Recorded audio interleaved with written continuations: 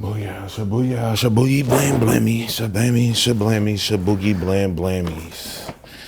Is we in here? Is we running like swimwear? The lights is like, it make it feel like it's, Make it feel like interrogation. Yeah, we rolling. What's the motherfucking deal? It's your guy, Big Hongry, and Mondays and Tuesdays at the shop. You know what's been going on, you know? Just want to give a big old shout out to all the people that have been listening, you know what I mean? Like, I'm doing this because I'm at the shop and I see a lot of people coming in and out, and I'm like, yo, we should probably sit down and chop it up and put that out there and just see how you feeling, you know what I mean? Like the behind the scenes cats and stuff like that. But also I've been reaching out to some homies and having them come out. But either way, thank you for coming and listening and watching. Don't forget to subscribe, like the video, that whole jargon, you know what I mean? Do the whole thing. Yeah, man, Break Free Skate Shop. This is what we about. We about communication, keeping the energy nice and raw and clean, unadulterated energy, just, we out here, you know what I mean? Breaking free from the constructs. And Mondays and Tuesdays is the day that I'm at the shop. Now we got a little kitty here that be running around, you know what I mean? So very comfortable. It's very comfortable. You know, now we got the kitty, so it's like it's like the American apple pie in this bitch, you know what I'm saying? Right now, though, we're gonna get into some cool stuff. We're gonna get into some cultural things, you know what I mean? Whether it be the type of fitted caps you like to throw on, to the type of gear you like to wear, to, you know, you being in town and somebody having an in-store and you wanna stop by the store and say what's up. Well, if you're down in Santa Cruz, you get that kind of energy with my G right here, yes, DJ RACKS in the motherfucking building. Glad to be here. So Fresh Santa Cruz clothing store, 911 Cedar Street. Yep. Yeah, that's in Santa Cruz. So pretty much, like I said, if you're looking for some fresh threads, fresh gear, you know what I mean, just to stop by, bro. Maybe you just might need a white tee. You know what I mean? They've been there for 11? 16. I don't know why I keep thinking 10 because I got that 10-year anniversary, but homie was there when that was good. So that was a minute ago. Yeah. Well, 10's always like the good pinnacle for any business. Like you make it past 10, that's like milestone. Then you just lose count. You're like, fuck. Yeah, because did you hear that when you first started up the business? Like, the first 2-3 years. I heard 5. It'd always be like, if you make it past 5 years, any business, you know, that's the hardest part. And it's kind of true for the most part, because it's rough those first couple years. It's like a roller coaster for sure. That, because you say like, 5 years is cool, but you really got to hit 10. Yeah, 10's just like a big, because those first years don't count. You don't know what you're doing. Going on. It's like, it takes failing hella times before you figure it out. And Was there ever a point where you just thought like, in this 16 years, was there ever a point where you just thought like, that's a wrap, I got to do something else, or, you know? Like from a business standpoint, or like personally, like from no, not personally. We can get, we can get into some of that. You trying to get straight to it? No. Straight up, nigga. I don't fuck with. No, luckily from a business standpoint, it never really got to where I was like, damn, we gonna have to throw the towel in, or you know what I'm saying? Sure. Luckily, and then I never lost love for it either. I feel like those are the two things. So. Thank God it ain't never happened. It hasn't happened yet. Bro. So that's why I really. It's gotten close. I can't lie though. For sure. I mean, of course, like you said, they say you're only supposed to make it 5 years. You know, so that's why I'm. You know, I don't care. Sometimes we get like this many views or that many views. I just want people to come back and somebody who's actually about to start a business, somebody who's actually in the midst of a business who may have felt like, damn, what's going on? Because. Dude, through all the 16 years, there's been a couple different presidents, couple different fiscal turnovers, recession, all types of stuff. We opened in a recession, like, but back then I didn't really know. I didn't know what I know now. And it's like people be like, "How'd you make it?" It's like, well, I wasn't even on that. I didn't even know. Like, you hear that word get thrown around, but I was young too, so you don't know. Well, that's the same thing. We've been here for 2 years, and people be like, "Dude, you guys opened during the pandemic," and I'm like. Yeah, that's real, but I kind of was not looking at it like that. You know what I mean? It was just like, tunnel vision. Like this is what we doing, and this is how it's gonna get down. Yeah, dog. That's a trip. And has the store moved a couple of spots, right? It's moved once. Okay. So the first year we opened, like I said, don't know what you're doing. The storefront that we got, looking back, it had no windows. Oh shit! So you couldn't really see into it. Like like looking back, it's like, why would anyone? But you're so excited to get a business, you don't know what.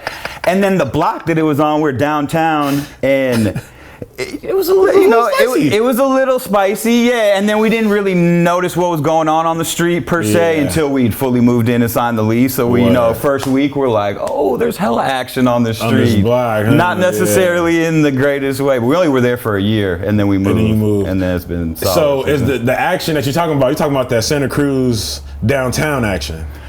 Yeah. There was a lot of, Santa Cruz downtown. There's a lot of different little pockets, and it was. No, that's just an interesting thing because not probably until like the last 2 or 3 times, and I've been coming to Santa Cruz for years. We can get into that, but like, it's when I finally realized like, oh, I get why some people may feel like the allure of Santa Cruz ain't what it is if you've lived there for long enough. Because you might just go into town for the boardwalk and go get a poke bowl, go get some sushi somewhere, some pono, and you never see it. Versus because it's not on the scale of being in San Francisco but if you've been around that, was the levee or the the levee, they cleaned it up. Yeah, the levee still. Now they're in the Poganip. Ooh, they're getting they're deep. If you've been around that levee, or if you just been in downtown. Don't mess with that. We're comfortable here. See, if you guys could see, we're because to be honest, like I'd been there maybe 4 or 5 years, and I didn't even know that like that little pocket of downtown got active. I was like, okay, well, dude, that's a trip, man. And so like so is it? Because the Taco Bell gone, I know the Taco Bell was always ground zero. That was a hub. That was a hub. So since now the Taco Bell's gone and things are getting brought up and stuff like that, like now that's about to be like what, an apartment building or whatever. Yeah, that shit's like done. It actually looks nice, but it's a little overbearing. But it always is. I imagine just the older you get in life, the more you're gonna see that happen. Like areas that you were very connected to turn into something completely different. The longer we're here, and then the older we pay attention to like development and shit. Be Montgomery Wars, just like, you know what I mean? So it's like, I don't know necessarily if it's always just quick to be like, oh, this is gentrification or whatever, like there is obviously this cultural, like the society, like thunderfuck of whatever, all that, but. Because they say it's for affordable housing, but then I'm like, who's really gonna wanna live downtown? It's like a family, I don't know, it's a catch-22. It's like, cool, you're building more housing, but. Who wants to, like. And then medium income in Santa Cruz is like 100 bands, so it's like, or I don't know what it is, but it's high, it's high so low income's like, I don't know, what, like 70K or something like so who's got that, and so do you, throughout those years though, of seeing stuff like the buildings and being in Santa Cruz, people think it's just like a tourist zone or whatever, but you're actually there in the economy of it, actually like bringing something to Santa Cruz that a lot of people haven't, like I mean, you could just say hip hop culture or whatever, but it's like just sick ass interactions, artists coming in and stuff like that, that's something that Santa Cruz definitely needs, in my opinion, because that's what brought me down. That's what makes me feel. That's what brought you there almost in the first place, right? Exactly, like so do you see like the economic changes like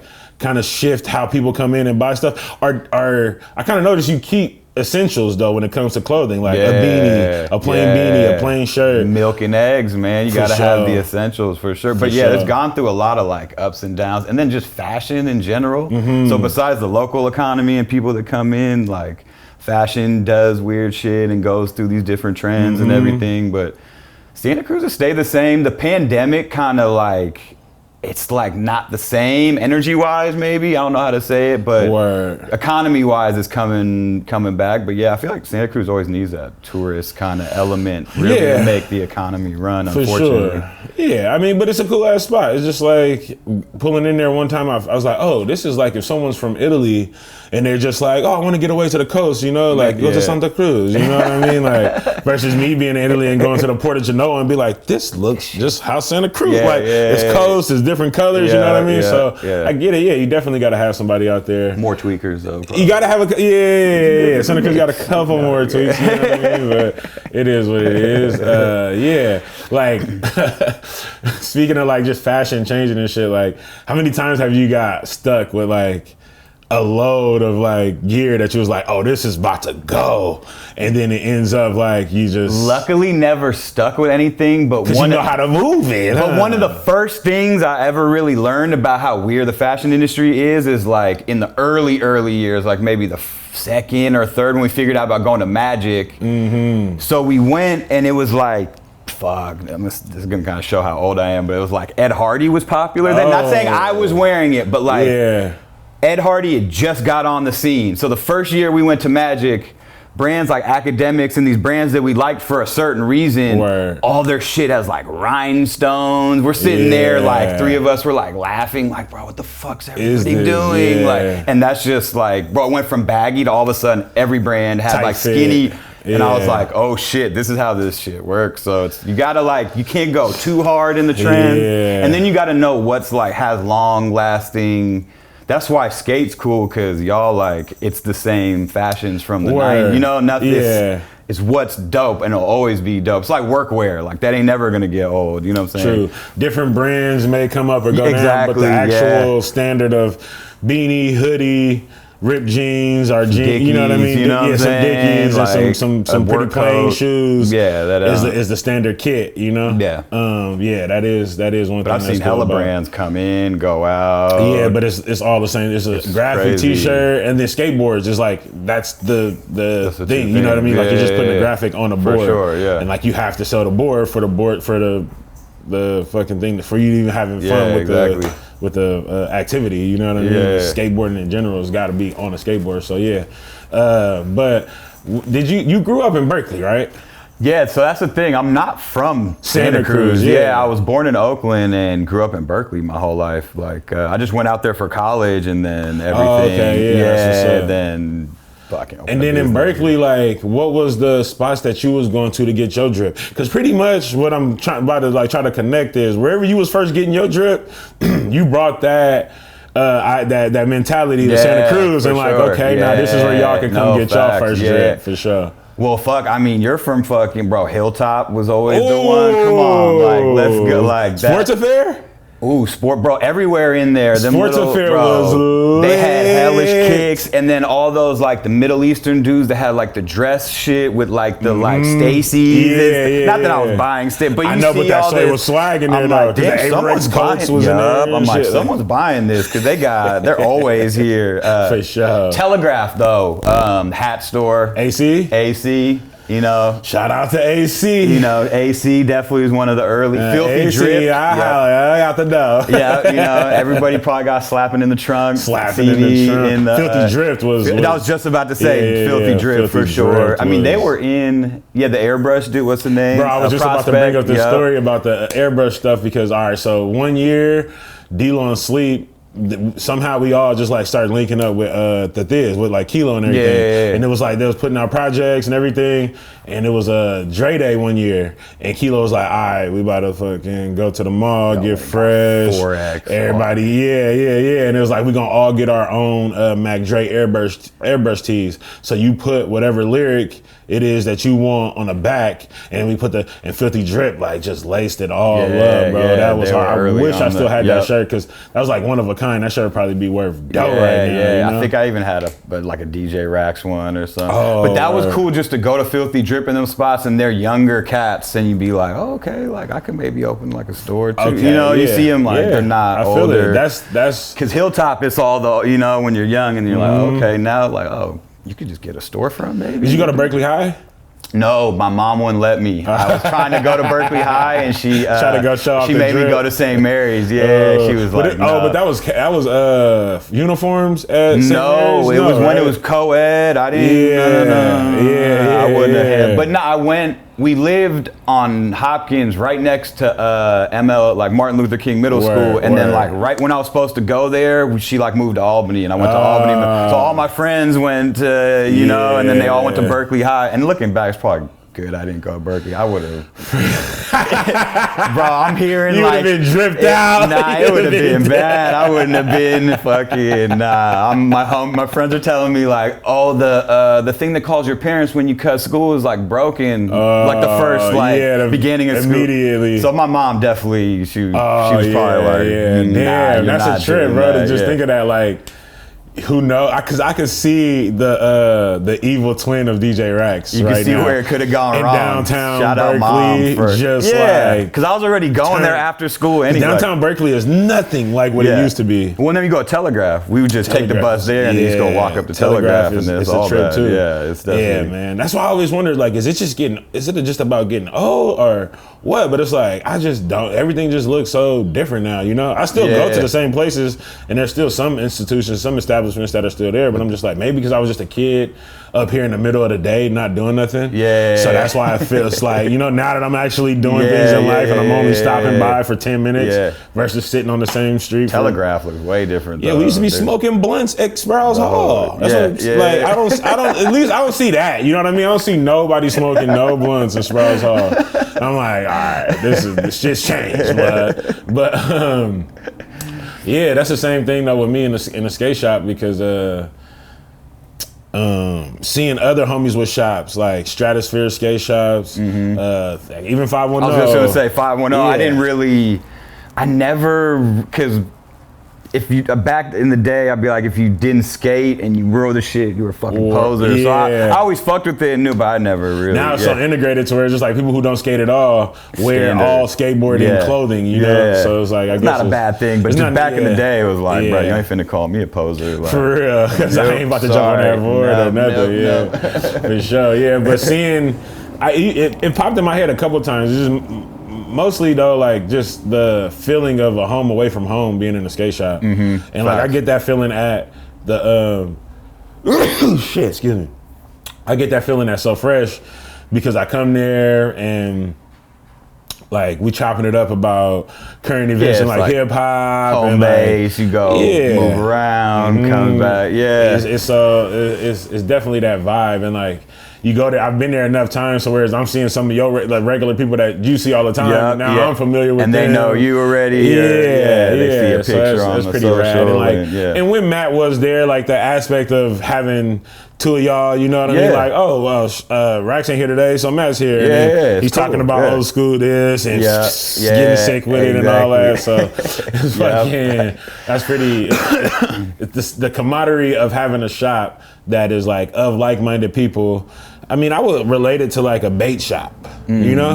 Like people who's fish, they know what they're going to do. They know you throw the thing in there, you pull out a fish, but you want to go to a certain shop to get a certain little cheese, to get a certain lure, to talk to the certain OG that's gonna be like, well, you know, over in Tracy, the swells, you know what I mean? So that's facts. I've come to kind of realize that too. Like it's more, the clothes is cool, but it's the community part. It's the community part. People want that experience, or I'm gonna go in and I'm gonna see some crazy happen. One time this has happened when I went in, and like, you know, it's just. Like imagine the folks that had just been walking in to buy something and they see like a J Stylin or a Lil Blood or a Burner, you know what I mean? Like or the Jack, you know, and they just like, oh, what? Like I was going to the show tonight. I didn't even know y'all was gonna be here. You know what I mean? Like that goes there's a lot of miles. You know that like selling a shirt can't add up to that. You know, so that's what keeps people coming and like. Big respect and thanks, you know what I mean? Because that's how. So yeah, if anybody's wondering like how do we even know each other?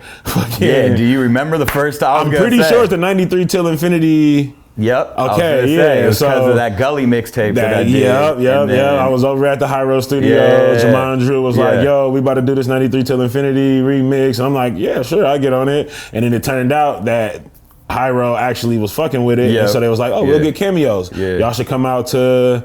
The show in Santa Cruz. So this is my first time I feel like going to Santa Cruz as a grown up. Right. Hey, that's funny. I feel that like when I went to college there, it was like, bro. I remember when I was a kid going, but that like, don't count. Grown up style. Now I'm smoking weed out in this bitch. Oh, Santa Cruz, hella nice, bro. The beach, bro. And I was out there to do some hip hop rapper shit. And it was hella funny because they were trying to be like, y'all can maybe perform the song. And it was like, we not about to let y'all do y'all remix of our biggest song of the night. I remember thinking that, but like, come through the back and get some cameos. Yeah, it's all good. I think it went in the video. He did like it got some footage. Yeah, for sure. Because I was like, that's their best. Like you gonna, I don't know. Yeah, and we was gassing too. So I was like, really, y'all gonna be? But whatever. But that's how we got introduced to the shop. And like me and Mike B too, and like Dead Wrong was a thing. And I remember, I don't know, like y'all. I don't know if y'all all promoted us. I remember Mike for sure promoted some Dead Wrong because he was like, oh yeah, whoop whoop, you know. And then after that, me coming back, did give you some shirts. Had to. I don't know what the other was, but it all. Yeah, it's funny how it works out. How that just kept going, you know. Because after that, I'm coming back to the shop because Mike B is in the shop and we hyping up the Dead Wrong, but then that's bringing me closer to y'all too. Yeah, exactly. And I'm just coming through and now I'm like just popping up just to pop up. Yeah, exactly. And like for over the years, you know what I'm saying, that this bag we got right here, the bag just keeps getting bigger and bigger. My man's just always dropping off drip. It may be from next season, last season, you never know. But you know, even this right here, even this hat I'm wearing, I bought the hat, but even this hat I'm wearing came from the shop. Like a lot of my clothes that I wear, you know what I mean? Like I feel like when people talk about communism and capitalism, I feel like I got my own little ways, you know what I mean? And I like to spend my money where it's like... Where it's one, especially I'm gonna spend my money where I know like, okay, I'm gonna buy a hat and like, granted, I'm going overseas, so that like shit matters, I'm bro. repping the gear, but like also I know like, yo, okay, I'm gonna take a photo on this, but I'm also gonna have this for another 5 years. And I didn't have to, it was like a barter system. It was like, oh yeah, you pushing the label and I'm whoop, whoop, whoop, you know? And like we spending money here and there, you come and spend money at the shop, I spend money there. Like, I feel like through all of this, everything that's going on with we should be boycott.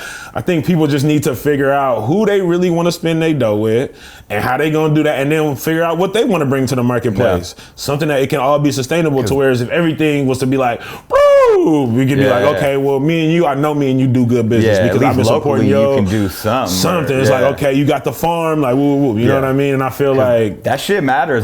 So a lot of people be like, it doesn't matter where you spend your money. I'm like, you'd be surprised, bro. Money kind of runs everything. Like that's why I try to spend, like especially when I buy shit for Christmas or I try to spend downtown if I can. As corny as that sounds, like that's it matters. That's your economy. The money's going out of town. You put it somewhere else. You want to keep the money in the area because that's keeping people coming through your business. Yeah, for sure. Well, you smart. Yeah, you smart, you smart. But that's how we linked up to the woo. But then through that, you feel me? Let's segue into some DJ RACKS, like I was gonna say some music shit. That was the real That was the real, like it was a store too, but then the music shit. That was. I was trying to figure out. Wait, so what was the net? That's what it was. Oh, like, for us to start. For the most part, probably music shit. Right, you know what I'm saying? That would make sense. After that mixtape was when we was like really locked in. Yeah, for sure. Because you fucking helped me put it out and just we did the shirt, cover, the whole fucking. Been doing this, bro. Putting out merch with mixtapes and being like, hey, like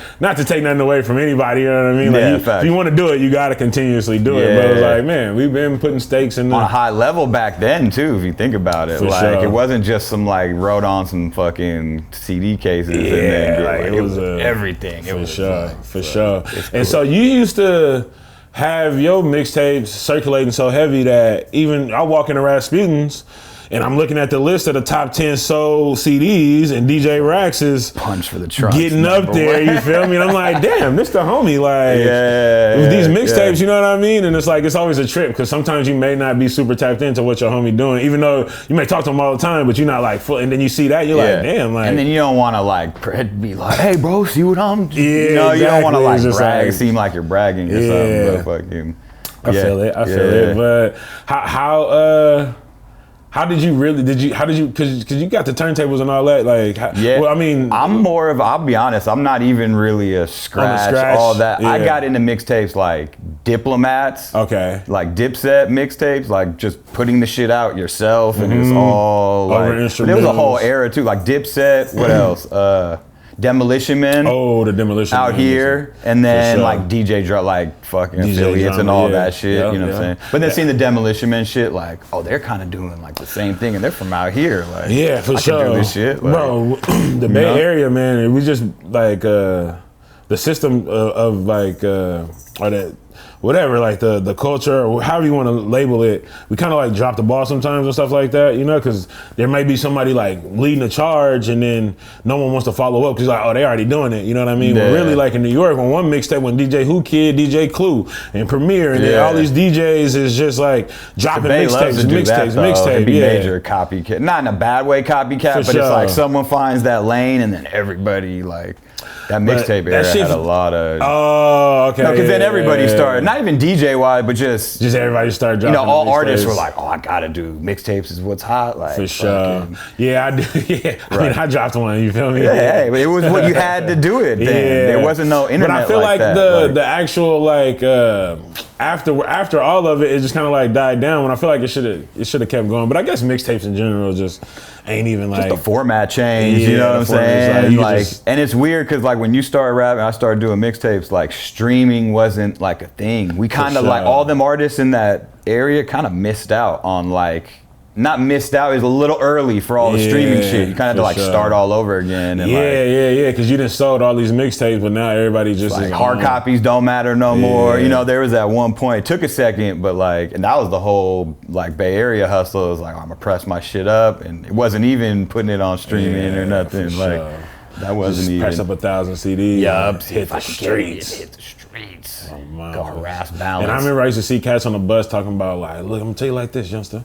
You get these many CDs and you sell them for this much, that's 5,000. Oh, even if you're selling, if you get 500 CDs and you sell them for 100 and for $1 each, and then you're going back and you flip that, and that's when I started looking like, then this mixtape shit is kind of crazy. Yeah, right. Because this ain't even a mixtape. This is just a compilation. I just downloaded all these beats. Stuff. Yeah, just all this like I just went to LimeWire, loaded everything up. Yeah, damn, the burnt DVD era was crazy. Yeah. You didn't have to go to the movie for a minute. Nothing. I mean, it was gonna be dude like coughing in the thing, but you might see the numbers. You might see the numbers pop up on the bottom and shit. But like, you can get the new Titanic, the new Space Jam, whatever. You feel me? You can get it. Coke Wave DVD and like some bootleg fucking. What has So, as terms of people coming and doing in-stores at the shop, how did y'all really like put that together? Would it just be like personal basis, or what? Sometimes would it like a manager or something hit you up? Yeah, it was kind of a mix because I was doing all the mixtapes, so I was like kind of in the mix with music people, and then knowing the managers too. Word. Like it'd be, I think that's how we got. I'm trying to think. Because Jacka was the first in-store ever, and I've been trying to. Yeah, the Jacka was y'all first in-store ever. Sorry, there was one before. That was the first big one. The one before was like Demolition Man and Juice and LaRue. Wow. But like no one really came. It was still cool. It was like, but the big one was like Jacka. And it was because the same people that managed Demolition Man were managing, I think it was PK and what's her name? Yeah, but that's how, and then we kind of peeped like, oh, if you just hit the manager up, it goes like way smoother if you, instead of hitting up the artist and stuff. I mean, because that's not the artist's job at the end of the day. Like, True. What was one of the most memorable in-stores? Fuck, there's a lot of like memorable ones, different events and ones, but probably having like Nipsey Hussle looking back is like the most, like then it didn't even, but now I'm like, damn, that fool's like legendary. Yeah, for real. Like, I mean, and Tupac status, for like, for LA, like, and that was knowing the manager.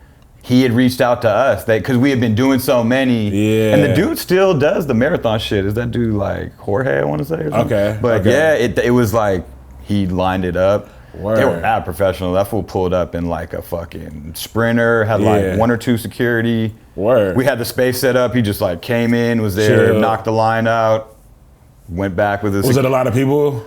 Probably like 10, 15 people. Word. Like there was a line, you know what I'm saying? He was there for a good 30, 40, but he had security, like even back then. Word. Like he wasn't Sprinter van, security, hopped out, wasn't there for hella long. Got up out of there. There was like one other dude, he had like one entourage with him. That was like, that's what's up, man. That's what's up. Yeah, like being there for, I don't know maybe it was the Burner in-store. Those were a lot of but Burner, it was one of those in-stores I was at, ran into Tim House, and Tim House was like, yo, we don't got no opener for the Andre Nicotina show tonight. do you want to Threw open you on up? there. And I was Oh, like, yeah. oh yeah, for Yeah, sure. yeah. I'm down. Like, so yeah, being at those in-stores for me, just popping Just up. being around was it was like, always hella yeah. cool. You know what I mean? But one of the most Shout out memorable. Tim House, man. Shout out to Tim House. Shout out to Tim House for sure, for sure. One of the most memorable ones for me was Roach Gigs.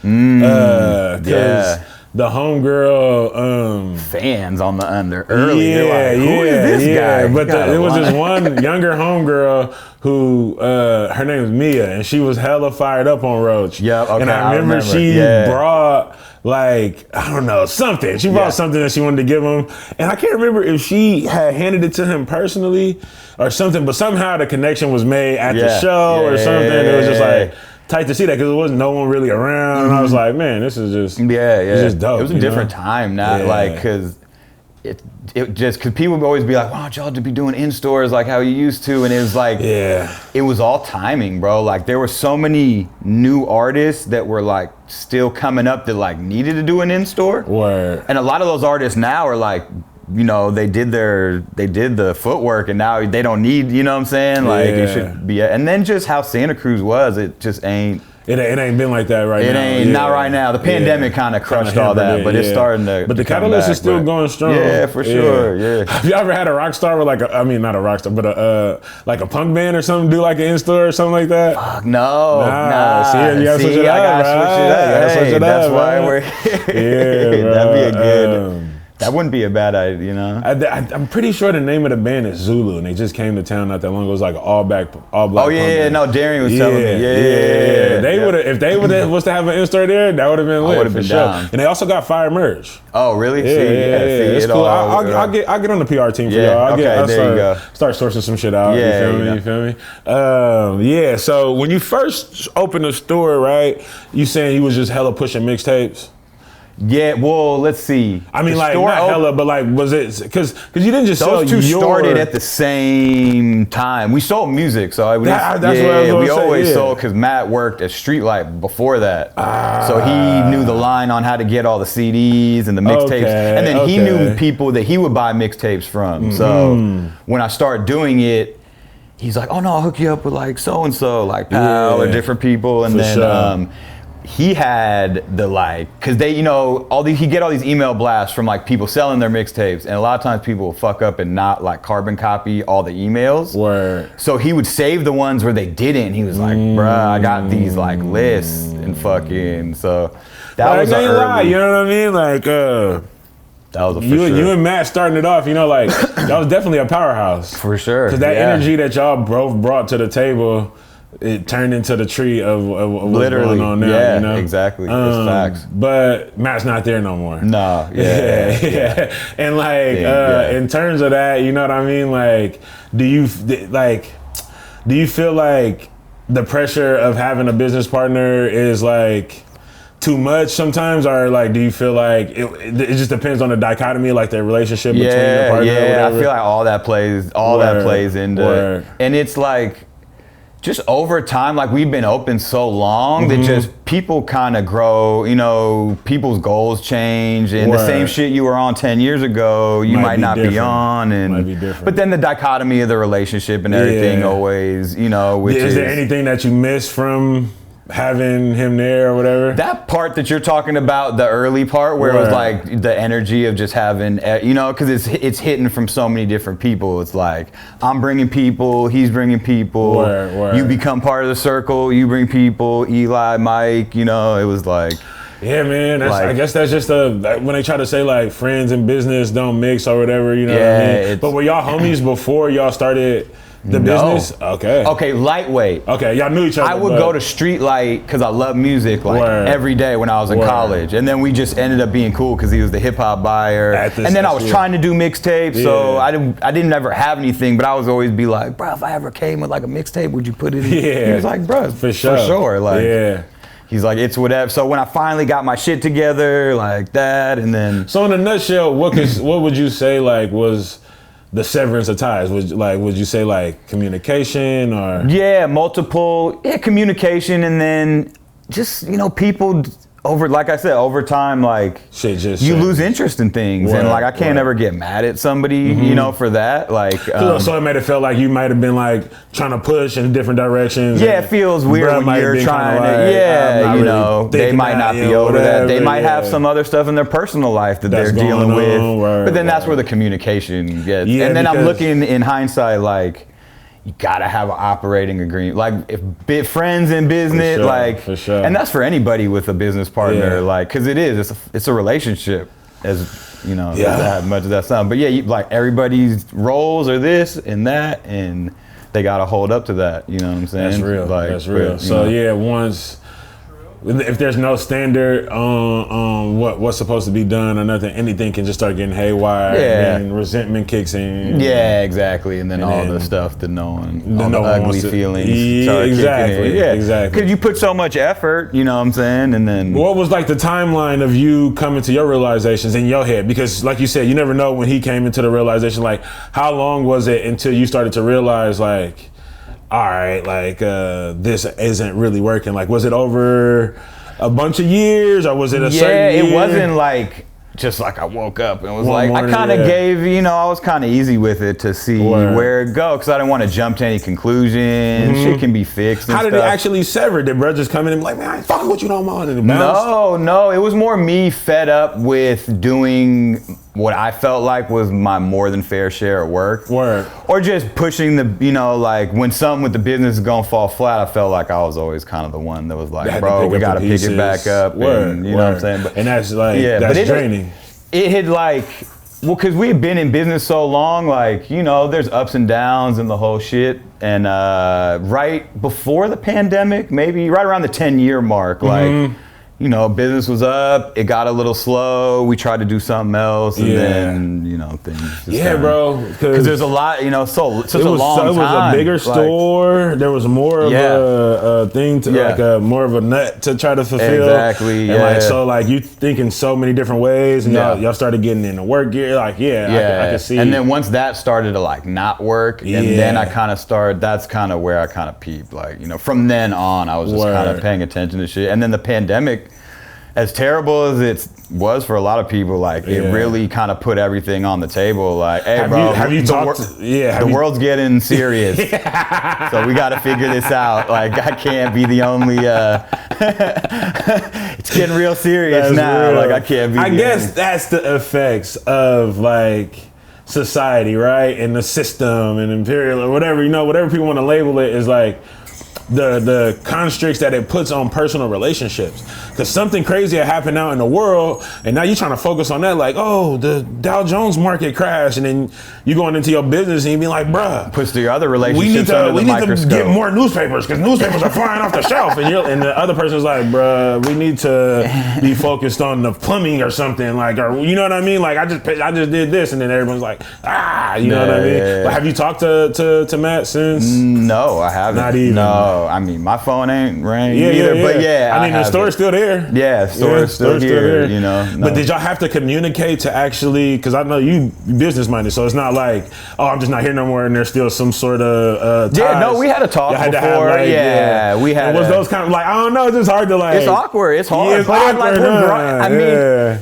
It wasn't awkward in the sense that I had been wanting to have the talk. You know what I'm saying? It was more awkward that it hadn't happened. Because if we had probably been talking prior to that, maybe, but you know. That's how over time shit goes. You know, so. I feel it, But there was for sure, there was a talk, you know, like there was a clean separation. Or else it would have been like even more salty. Weird. Yeah, no one wants that. Like, I'm just picturing y'all squaring up like, nah, bro, I told you I'm tired of this shit, bro. Hey, you know, some people, maybe if we squared off, everything would have been good. All frustration, that's what brothers do. You know, but, I am a testament to that. See, you know, I'm sure you got a couple stories. You're just like, you know, you gotta just like, you got me fucked up. I want to hear. Like, we got each other. I want to hear when you and Sleepy went toe to toe. Bro. I don't know if that even happened. Did it happen? See, yes, it happened. We definitely, me and Sleep definitely have been face to face. Like, nah. You feel me? Not backing down. That is who you know who really is in your corner too. Facts. You know, sometimes you're like, damn, is you gonna let that just ruin it? You know, but like you said, y'all didn't even that was a lot of stuff was built y'all in. motherfuckers was too cool, man. Like y'all motherfuckers was like, all right, you feel me? Like I'm, you know what I'm saying? We just gonna keep. I'm gonna move this way. Then oh, you that way? Okay, I'm gonna move this way. Yeah, it's just sometimes all that cool shit got to go out the window, and you got to really, especially as men, bro. Yeah, like, and this is all personal growth shit that took me years to even. I wasn't even aware of all this stuff. To where, you know, which looking back is like, that's one of the most important parts of having a business partnership, is something I didn't even think about back, you know, and luckily it worked out great. But for sure, it's like stuff that you don't even know you don't know. Well, now y'all booming with the motherfucking hats, man. Just to segue out of that sad shit. Yeah, you know what I'm saying? for sure. The hats is going crazy. So like, how did, because y'all have always had hats. Always done custom fitted New Eras for like. So is this just 10, for custom? Like we've always had this same, like the thing that's so popular right now. Like we've had this account for like 10 plus years. That's what I was just about to Like we ask. do custom Santa Cruz ones, and then pick the custom logos of baseball ones. Like we've always have been able to do that. So it's cool to just. Luckily that we were just positioned that now, but I've been kind of working on our custom thing because we had fallen off doing them, and that was one of the things that we weren't, you know, we had talked about or whatever. I was like, we need to do more of that. We got a New Era account, like, let's run this shit. Yeah, and that was something, one of the conversations that we get kind of pushed to the side. And now look, you know, that's kind of one of the main. And then to go back in with the trend shit that we're talking about, how the fashion trends change so quickly. So I was already kind of working on it. And then boom, pandemic hits, and then like hats are the biggest trend in the thing right now. People standing in line to buy hats. And something that's a time-tested thing of fashion. Like this ain't no Ed Hardy shit. Like we've been, like we go back to our Instagram in 2010, and you'll see like hats with side patches that are custom A's ones. So it's like, that's luckily probably, you know, knowing what trends to go on and not to fucking. Yeah, nah, for sure. Because like I said, this little fucking cat, man, making. We're in the living room right now. Cats like the energy's vibing in here. Straight up. Yeah, cats, you can read. Yeah, they definitely let you know how the energy is in the room. But. That's kind of what I was like leaning towards. Like hats turned into Jordans. The hats turned into Jordans, and your building was already retrofitted for that. Like already ready like, for the quake of the trend that came through. Yeah. And now, bro, I was in a Walgreens and Lodi, Stockton, Tracy something, and I was wearing the A's, the Godzilla one. Dude was like, yo, did you get that hat from So Fresh? Damn. And I was like, I'm literally texting a homie about something that we need to do aside from that. But like, I got that from, you know what I mean? He's like, man, I was thinking about ordering it, but it was this much and blah, blah, blah. And it's like, man, these hats are so expensive now. And I'm just like wearing mine like, bro. Like, I don't buy one every day. I'm not standing in line to buy them. So I will spend my $60 on one because I'm going to wear it for the next 3-4 months. And then I'm going to forget about it. And then I'll put it on. And it's like, come on now. Like, but shout out to motherfuckers who trying to buy 30,000 hats a year. You know what I mean? So Fresh Santa Cruz. 365 days. You feel me? You can get 365 hats off. You know what I'm saying?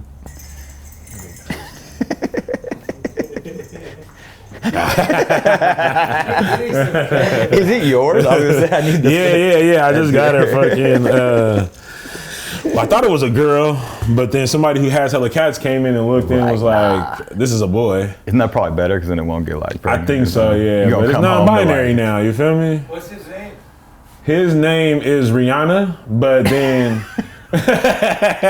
we had to switch it up to. My girl's gonna love that one. To Webster.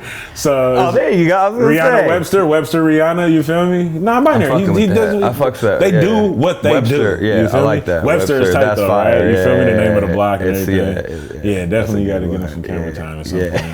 Okay. Let's see. What? Where you say fitteds or something? Yeah, no, he was on the fitteds, but I'm just like, man, there's so many. I know. I was like, I wonder where. I was like, there's so many things he could ask. I was like, which way is it? I don't even want to ask. I want to just get. I think that was one thing, bro. Surprise. Was gonna ask you because I like to ask a lot of people who they get their swag from, like moms or pops or both. Yeah. But you actually getting into printing and making garments. Yeah. Oh, there we go. Yeah. Comes from pops. Yeah, both my mom and my dad screen printed. So Swag King the drip was inevitable. Yeah, go on so we're from Berkeley. My dad had Berkeley screen print on university, and we used to. It's weird the parallels from between when I opened a business. It's right the first year, like when my dad had his business and I was born, we lived above his shop for like fucking 6 months, until we moved down the street. Whoa, hold up. Yeah. So, but you and then when I opened the store, I lived above the store for the first 6 months. So it's like, but yeah, they both worked together and opened the Berkeley screen print, and then my mom was like, oh, I can't be married to you and I'll have a business with you. And then she went and worked at a different screen printing spot in Emeryville. So yeah, that's hella funny. She was like, "You tripping, bro? I love you, but I'm gonna go work up the street." Not arguing about work and life. Sorry.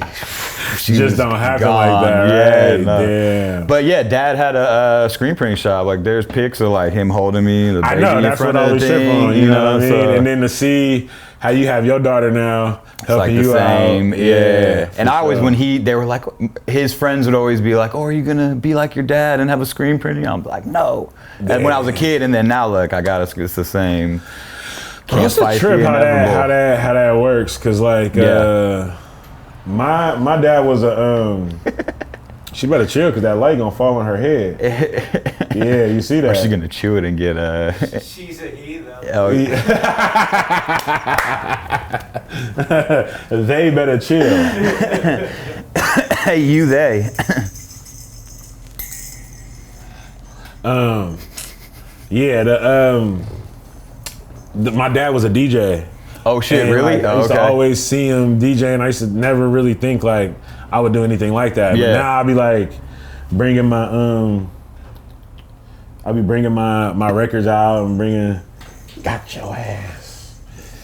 Got your ass. Dr. Evil. But yeah, now I'll be like DJing and yeah, it's funny how that, right? Like how it happens. Yeah, bro. So when you lived out here in Berkeley though, like, was you into music at all? Or like, did you have any homies who was rapping and shit? Yeah, like not when I lived out here, but I was always into music. Like, mom's always had like Sade. Okay. She even had like a little TLC. Some of the oldies, they like blues, a lot of shit like that. To? Blues. Yeah. For sure. He always has some good So do they trip on the fact that now you like kind of carrying the family torch of being garment dealers? Yeah, right. Garment. Yeah, lightweight. Yeah, I could tell. Speaking of that too, is like, cause you just started doing the printing though. Yeah, you've been getting shirts 4 years. Yeah. So at first you used to send and have your shirts somebody else printed. Yeah, exactly. Now you doing it on your own. Yeah. That's a lesson. If anybody's still listening to us right now, fucking hour. If you're getting your business going and everything, figure out a way to get your own printing going. Cause you save money like that, that's for sure. It was just years of spending it. I was like, I might as well just do it. You can print whatever I want, whenever I want. It's like. And then somebody who already is in a business of selling stuff and selling fashion and everything like that, you then, now that you print, you then become a tool in the community. Because you be putting, I see you do 100 shirts for this, the marathon, or for this small local business over here, and I'm sure they're getting a really good deal off of you.